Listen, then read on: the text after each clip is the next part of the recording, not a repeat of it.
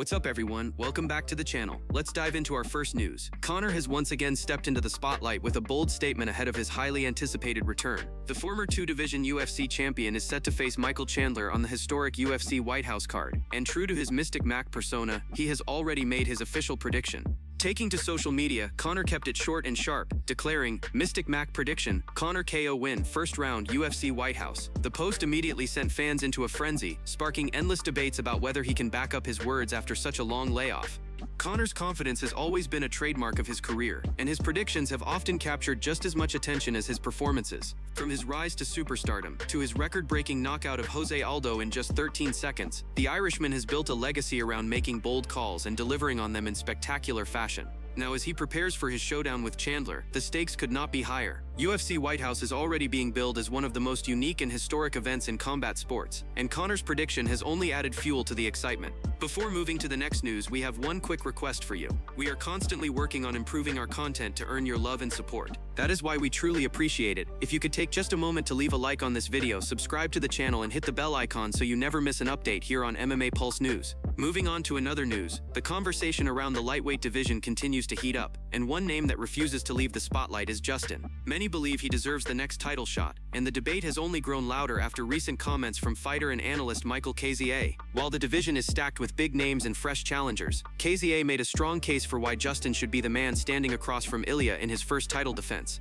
Ever since Ilia knocked out Charles Oliveira at UFC 317, speculation has been swirling about who will get the first crack at him. The champion himself has teased wanting to fight Paddy Pimblett, even going so far as to say that a matchup with Justin isn't something fans are asking for. But from the outside, many disagree. According to Gaethje, if the UFC had plans for Ilia to fight in December, the matchup would likely already have been announced, which makes him believe the decision is still wide open. He mentioned hearing that it could be Paddy, but also that Justin is still very much in the mix. Gaethje admitted that Ilia versus Justin would be a tough matchup for the champion, but he also argued that even if Justin were to win, it wouldn't necessarily be a bad thing for the UFC. In fact, he pointed out that Justin is one of the most beloved fighters on the roster, someone fans have connected with deeply because of his fighting style and the sacrifices he has made over the years. For Gaethje, giving Justin the title fight feels like the right call, because fighters like him don't stay around forever. He stressed that Justin has already given so much to the sport, leaving pieces of himself inside the octagon every single time he competes. He also reminded everyone of the risk Justin took when he fought Max Holloway. That was a dangerous fight that could have ended badly, yet Justin accepted it, even without knowing whether the UFC promised him a title shot afterward. As Gaethje put it, Justin has earned the opportunity in blood, through sheer effort and the countless wars he's given to fans. His body has paid the price, and there's no guarantee how many more years he'll be competing at this level. Because of that, Gaethje feels the UFC should reward him now, while the window is still open. As for the alternatives, Gaethje noted that the fight with Paddy will always be there. Pimblett is still young, and Ilia is only just beginning his reign, so their paths are bound to cross sooner or later. On the other hand, Justin doesn't have time on his side. That's why, in Gaethje's eyes, he should be next. Arman, meanwhile, remains in contention but likely needs to secure one more big win before getting his shot at gold. For now, all signs point to the UFC having a major decision on their hands, but momentum is clearly shifting in favor of Justin finally getting what many feel he's earned. Moving on to another news, Alex Pereira has turned up the heat ahead of his rematch with Magomed Ankalaev at UFC 320 in Las Vegas. The two light heavyweights are set to headline the card in a fight that already carries plenty of tension, especially after their razor-close battle at UFC 313 where Ankalaev captured the title. Now with the rematch just days away, Pereira has accused Ankalaev of ducking him at the UFC Performance Institute. On his YouTube channel, Pereira explained that when he left the PI, he spotted Ankalaev's coach and acknowledged him briefly, but noticed that Ankalaev himself was nowhere to be seen. According to Pereira, one of his teammates overheard a staff member telling Ankalaev that he could come out because Pereira had already left. To Pereira, that was proof that Ankalaev was deliberately avoiding crossing paths. He admitted he was surprised by this behavior, pointing out that he is a professional and would never try to start something outside the cage, but to think Ankalaev was hiding in a room was something he couldn't let slide. Pereira didn't hold back in his criticism, calling Ankalaev a chump and labeling him a dogshit champion. He found it ironic that Ankalaev has been posting bold statements online, including a tweet where he promised to send Pereira back to his old job at the tire shop after UFC 320. For Pereira, the tough talk doesn't match the actions, and the idea of hiding in the PI only makes Ankalaev look weak. He even suggested that initially he thought the UFC might have arranged extra security to keep them apart, as has been done in the past with other fighters, but after hearing how it played out, he became convinced Ankalaev was avoiding him on his own. Pereira's coach Plinio Cruz echoed the sentiment, pointing out how strange it looked for the champion to avoid even a simple face-to-face moment. Pereira himself insisted he doesn't go looking for problems outside of official business, but if someone comes at him, he will always defend himself. He made it clear, however, that his focus is strictly on the fight and he doesn't waste energy on unnecessary confrontations.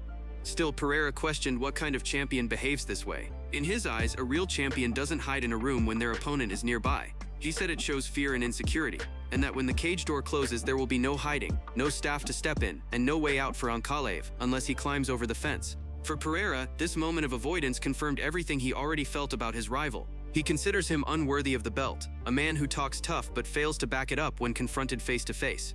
As UFC 320 approaches, the war of words has only added more fuel to an already high-stakes rematch. Pereira is determined to reclaim the belt and prove that Ankalaev is not the rightful king of the division, while Ankalaev will be looking to silence the criticism and hold on to his title. The stage is set and the tension is undeniable. Moving on to another news, things are heating up ahead of UFC 320 as the co-main event between Merab and Cory Sandhagen draws closer. The stakes are massive, the tension is rising, and both fighters have started to fire shots outside the cage. Merab, known for his relentless pace and grinding style, has openly declared that he plans to knock out Cory. But Cory was quick to respond, dismissing the idea completely and calling it a horrible plan. He warned Merab not to underestimate his striking and made it clear that stepping into a stand-up battle with him would be a big mistake. Cory acknowledged Merab's pressure, pace, and endless cardio, admitting those qualities are no joke. But he stressed that striking is his world, and it isn't something anyone can just walk into and expect success. At the same time, Merab's camp has been hyping him like never before. His coach insists that after his slick submission victory over Sean Ali, Merab has transformed into a completely different fighter. According to them, every element of his game has leveled up drastically. From his non-stop wrestling and suffocating pace to his striking, fight IQ, and conditioning, they believe Merab is now a total package, a version of himself unlike anything the division has seen before. The hype makes this matchup even more compelling. With both men supremely confident and determined to impose their style, the bantamweight division could see a major shift depending on the outcome. Cory has also been very open about his preparation for this fight. He explained that his camp has been about more than just pushing hard physically. He and his team worked on fighting smart, knowing when to exert maximum energy and when to manage situations with patience. They drilled countless scenarios of defending takedowns, getting back to his feet, and immediately returning to striking exchanges. Cory firmly believes those adjustments will make the difference. When talking about paths to victory, Cory downplayed the idea of Merab putting him away on the feet. He laughed off the notion of being knocked out, saying it's not gonna happen. For him, this fight is all about defending takedowns and keeping the battle where he feels most dangerous. While Merab might insist he is ready to trade strikes, Cory believes that's nothing but talk. And if Merab really intends to stand and strike for long periods, Cory insists it's the worst possible idea. This fight has all the ingredients to deliver fireworks. Merab will look to wear down his opponent with his trademark suffocating pressure, while Cory will aim to pick him apart with technical precision and slick movement. Both men are top contenders with their eyes on the title picture, and whoever emerges victorious could be just one step away from championship gold. With so much on the line, UFC 320's co-main event is shaping up to be one of the most electric showdowns of the year, a battle that could redefine the future of the bantamweight division. Moving on to another news, Charles Oliveira finally has a new opponent for UFC Rio, and it's going to be mateusz Gamrot, who steps in on short notice to headline the event on October 11. After weeks of uncertainty following the injury withdrawal of Rafael Fiziev, the UFC scrambled to find a replacement, and Gamrot immediately raised his hand, making it clear he wanted this fight more than anyone else. Oliveira himself confirmed the matchup on social media, stating, "Opponent mateusz Gamrot, this is the guy we're going to battle in a great war. The rest just wanted the hype, just wanted to stall and talk, but that's part of it. That's how it is. Mateusz Gamrot, thank you for accepting the fight. It's going to be a big war. The lion is hungry. I'm full of willpower. We'll meet on Oct 11. For Gamrot, this is a massive opportunity, easily the biggest of his UFC career. The former KSW champion has built a strong resume since arriving in the promotion, going 4-1 in his past 5 outings. His only loss came by split decision to Dan Hooker, a razor-close fight that many felt could have gone either way. Outside of that, Gamrot has delivered solid wins over fighters like Ludovic Klein, Rafael dos Anjos, Rafael Fiziev, and Jalene Turner. After a 9-month layoff, he returned in May and picked up a unanimous decision win over Klein, which has now positioned him perfectly to jump into a main event slot against one of the biggest names in the sport. As for Oliveira, this fight is crucial in more ways than one. The former lightweight champion is looking to bounce back after suffering a devastating knockout loss to Ilia in their vacant lightweight title clash back in June. That defeat was a tough pill to swallow for Oliveira, who has been chasing a return to gold ever since losing the belt to Islam. Over his past 6 fights, Oliveira has gone 3-3, mixing big victories with tough setbacks. His wins include spectacular performances against Michael Chandler and Benail Dariush, but his losses to Islam, Arman, and most recently Ilia have left him in a position where every fight is make or break for his hopes of climbing back to the top. The UFC Rio main event now carries even more intrigue, with Gamrot stepping in. He's a hungry contender, eager to make his mark on the division, while Oliveira is a proven veteran determined to remind everyone why he was once champion. Stylistically, it promises to be an exciting clash. Gamrot brings relentless grappling, sharp striking, and a well-rounded skill set, while Oliveira remains one of the most dangerous finishers in UFC history, with his slick submissions and ever-improving stand-up game. For the fans in Rio, this change might not have been expected, but it could deliver fireworks on fight night. Oliveira will have the full support of his home crowd as he looks to return to form, while Gamrot embraces the role of the underdog, stepping into hostile territory to try and score the upset of his career. With the rest of the card still being finalized, all eyes are now locked on this lightweight showdown, and the stakes could not be higher for both men. Moving on to another news, Tom has given fans a closer look at his preparations by releasing some new training footage. In the video, the heavyweight champion can be seen working on smooth grappling exchanges with 2022 PFL heavyweight tournament winner and current number 10 ranked UFC contender Ante. Early on, Ante looked sharp, managing to put Tom in some difficult positions and appearing to get the better of him in the opening moments. However, Tom showed exactly why he is considered one of the most skilled big men in the division. He stayed calm, refused to give up bottom position, and scrambled with precision to turn things around. In one impressive sequence, Tom transitioned beautifully, countering Ante's pressure and working his way into a clean takedown. From there, he quickly secured back control, displaying the kind of composure and technical awareness that makes him such a dangerous threat in all areas of the fight. The footage highlighted not only his striking, which is already well respected, but also his ability to adapt and thrive on the ground when tested against high-level competition.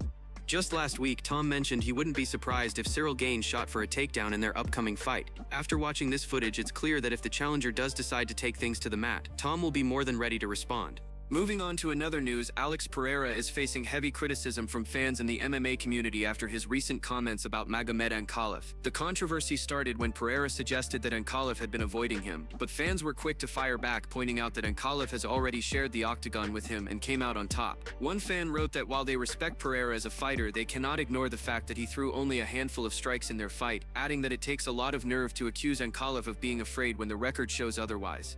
Others chimed in, saying Pereira had held the division hostage for years by avoiding the matchup with Ankalaev. They claimed he built excuses, delayed negotiations, and even fabricated stories to buy himself time. When the fight finally did happen, Ankalaev dominated, leaving Pereira looking unprepared and hesitant. Statistics from that fight were also highlighted by critics, who pointed out that Pereira landed just 11 significant head strikes across 25 minutes, far from the aggressive style that made him famous. Some fans believe Pereira's comments are nothing more than promotional tactics to hype the rematch, but many feel his approach is backfiring. They argue that instead of winning over fans, his behavior is damaging the respect he has worked so hard to earn. One critic said that Pereira's loss was tough to watch because he appeared more focused on avoiding exchanges than actually engaging. To then turn around and paint Ankalaev as the one hiding feels disingenuous to many.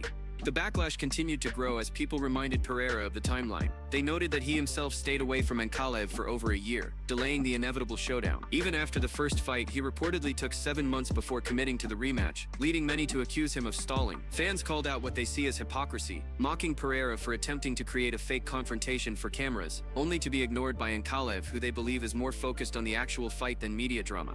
Despite the criticism, Pereira remains a beloved figure to many, thanks to his exciting knockouts and warrior spirit inside the cage. But as one fan bluntly put it, this back and forth is starting to look embarrassing. They believe he should stop playing into drama and focus on redemption. Whether it was truly just an off night at UFC 313 or a sign of stylistic dominance from Ankalaev, Pereira now finds himself at a crossroads. The rematch will give him the chance to silence the critics, but until then, the backlash continues to follow him closely. Moving on to another news, Dominick Reyes has opened up about what he sees as the perfect path forward in his career. And at the center of it is a dream rematch with Jiří Procházka. Reyes has had a turbulent ride since his razor-close loss to Jon Jones at UFC 27. A fight many fans believed he had done enough to win. That decision loss was followed by a brutal 3-fight skid, where he was finished by Jan Blachowicz, Jiří Procházka, and Ryan Spann. Those setbacks left his career in question, but Reyes has managed to claw his way back into relevance with an impressive 3-fight win streak, reminding everyone why he was once seen as one of the most dangerous light heavyweights in the world.